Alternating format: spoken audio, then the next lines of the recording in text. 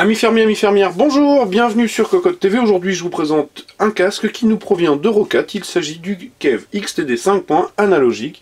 Donc c'est un casque qui s'interpose entre le Keve XTD stéréo que nous avons testé, donc simple casque stéréo comme son nom l'indique, qui bénéficiait d'une connexion analogique en 3,5 mm, et le haut de gamme, le Keve XTD digital que nous avons aussi testé, qui bénéficiait lui d'une carte son dédiée, module de télécommande carte son, qui permettait entre autres de se connecter en Bluetooth à toute source nomade Bluetooth de son choix, et donc éventuellement de mener une conversation téléphonique tout en conservant la possibilité de jouer en même temps.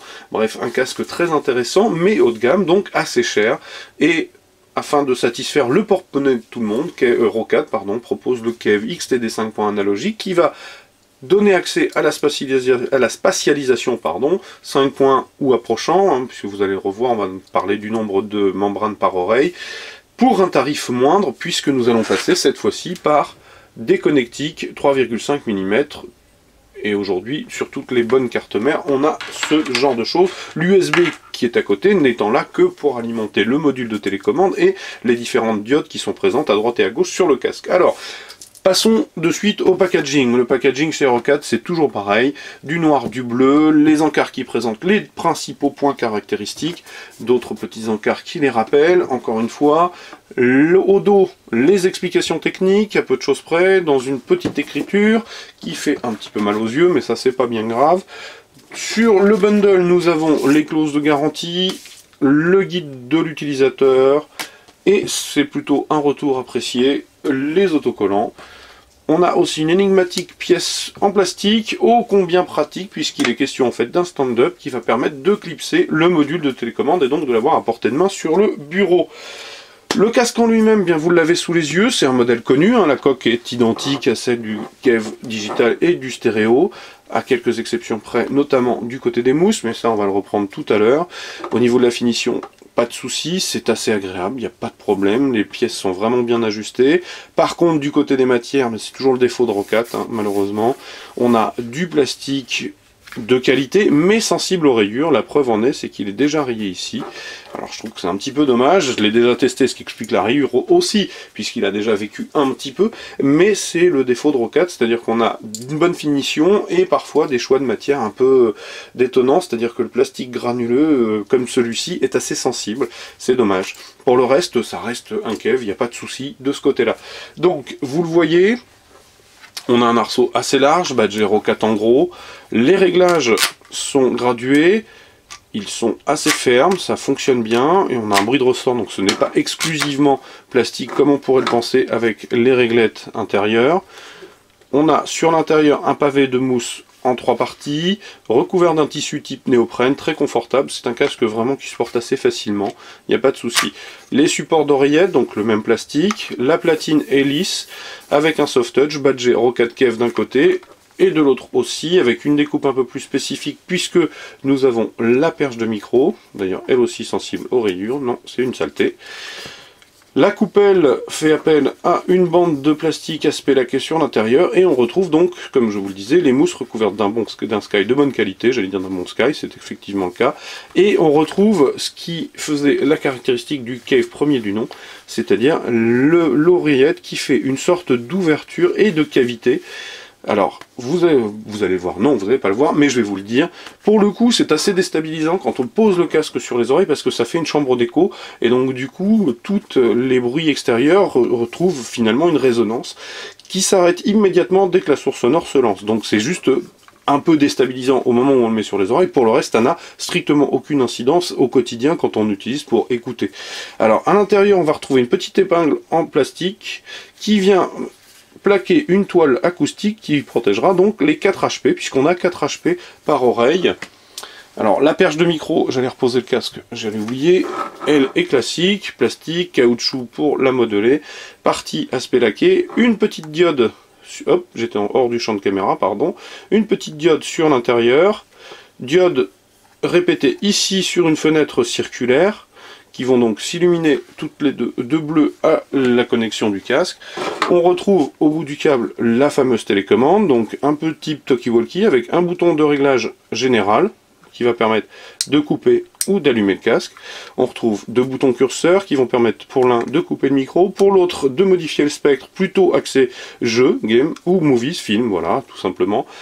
4 molettes de réglage de son, une pour le centre, une pour le front, donc la centrale, une pour le sub et une pour les surrounds arrière. Donc comme je vous le disais, 4 membranes par oreille. Et je vous représente les fils qui seront donc pilotés par ces 4 3,5 mm.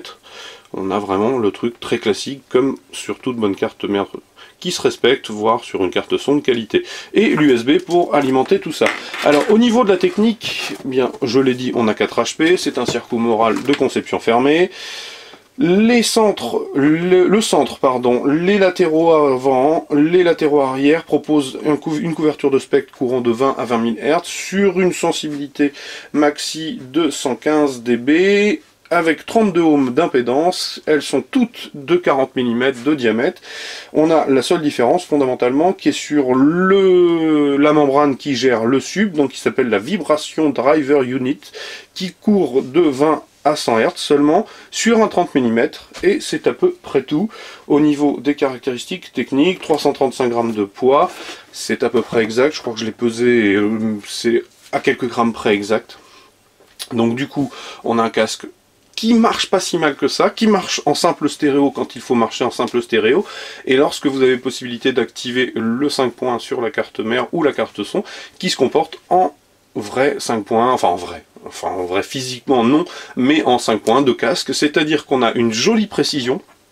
Et c'est ça qui est le point le plus fort, c'est une précision parce que chaque membrane travaille sur une partie seulement du spectre, en tout cas sur une partie de toute la bande sonore, donc du coup on a vraiment quelque chose de très très précis.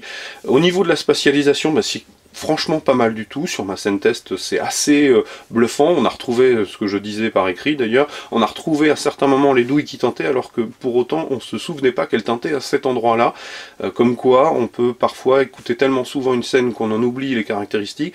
Alors on sait qu'au tout début de la scène ça teinte beaucoup et qu'au cours de la scène on les entend beaucoup moins, et là vraiment elle repasse devant avec une belle gestion des voix, les vibrations de l'explosion sont bonnes, sans plus, c'est pas vraiment, comme explique Rocat, la vibration unit, c'est pas vraiment de la vibration, ça rapporte une infrabasse très très basse, qui est pas forcément désagréable, loin de là, au contraire, ça, je dirais, ça met un peu de gras dans tout ça, pour être clair, et c'est pas mal, c'est vraiment pas mal du tout, donc un casque qui est clairement dans son élément sur du multimédia, à l'aise relativement sur de la musique, mais ce n'est pas son point fort, faut être clair. Son point fort, c'est vraiment le multimédia. Mais l'écoute musicale est tout à fait agréable, attention, hein, c'est pas hi-fi, mais c'est vraiment tout à fait correct. Donc je pense qu'on a un bon produit. Voilà, je le dis, comme ça sera fait. Petit bémol sur les matières, mais au niveau de la qualité de son, vraiment rien à redire. C'est un casque tout à fait agréable et qui fait bien le boulot, qui est assez confortable, excepté peut-être un petit peu des ouvertures limites. Hein. Moi j'ai de grandes oreilles, donc elles passent pas tout à fait à l'intérieur. On a les oreilles qui frottent les bords de la mousse, c'est du Sky. Bon voilà, peut-être qu'une plus grande ouverture aurait été bienvenue, mais ça aurait certainement cassé l'aspect résonance et puis éloignement de certaines membranes de l'oreille, parce que du coup elles se retrouvent placées sur la cavité, ce qui donne peut-être un petit peu de rebond à tout ça, d'écho, qui n'est pas forcément malvenu, loin de là. Alors, il s'agissait donc du Roccat Cave XTD 5 points analogique sur Cocotte TV. Je vous invite à venir lire le test écrit qui paraîtra très très prochainement, sur lequel en fait je parle à la fois de la carte mère, puisque je l'ai branché directement sur la carte mère, et je vais le brancher après cette vidéo sur une carte son un peu plus de meilleure qualité, voilà, pour voir si on a une vraie différence de son, de qualité de son, mais en tout état de cause c'est plutôt pas mal. Au niveau du tarif, on est sur quelque chose, si mes souvenirs sont bons, à 119 €. Alors comme souvent avec Roccat, on va le trouver rapidement en promo, donc je pense que au regard du prix et de sa polyvalence, c'est un bon investissement et il n'est pas si cher que ça par rapport au service rendu. Voilà, excepté l'aspect des matières, et ça peut-être que Roccat évoluera sur ce point, mais de manière générale, ça reste un casque agréable à l'écoute, pas de souci de ce côté-là. Voilà, bien écoutez, je pense que j'ai à peu près fait le tour, parce que je vous ai donné pratiquement toutes les infos avant même de vous avoir présenté le test écrit. Donc, bien, comme d'habitude, je vais vous souhaiter une très très bonne journée, et je vous dis au revoir et à bientôt.